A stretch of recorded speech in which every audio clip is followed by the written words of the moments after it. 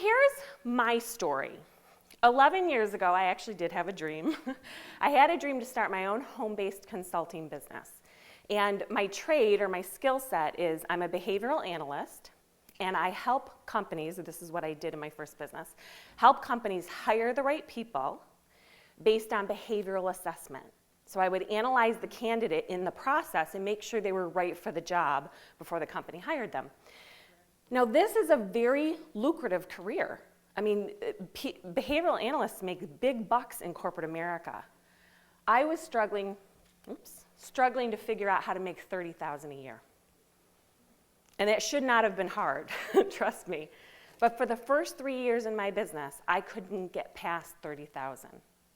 Now, if you're in business without a second source of income, you know that that's barely getting by. At least it's barely getting by in New York. So what happened was every time there was a shortfall, every time the month, I didn't bring in enough money to cover my expenses, what do you think I did? Oh yeah.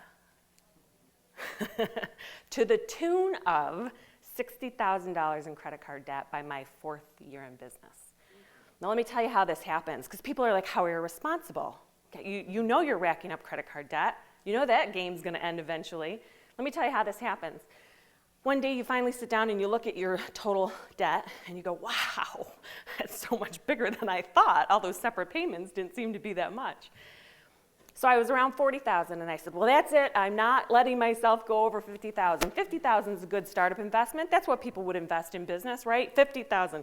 Not going past that yet, right? In a year's time, I was past that and then beyond, up to $60,000. But that wasn't even the thing that woke me up.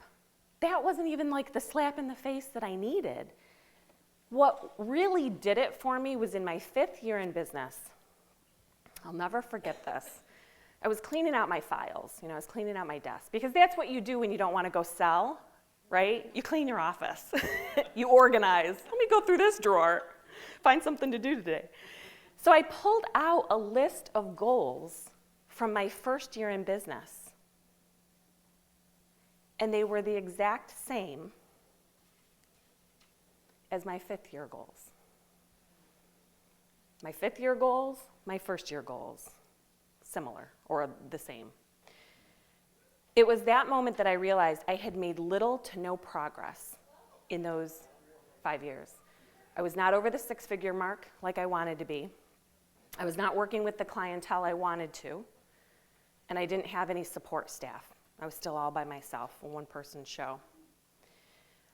I don't even know how to explain that, except it's like soul-crushing. It's just one of those devastating moments. But for me, it was not an option to go back and get a job. How many of you know what that feels like?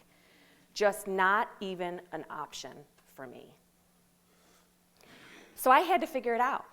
I had no choice but to figure it out. Financially, I was coming to an end. My credit card balance, moving the balance from 0% to credit card to 0% credit card, that game finally ended.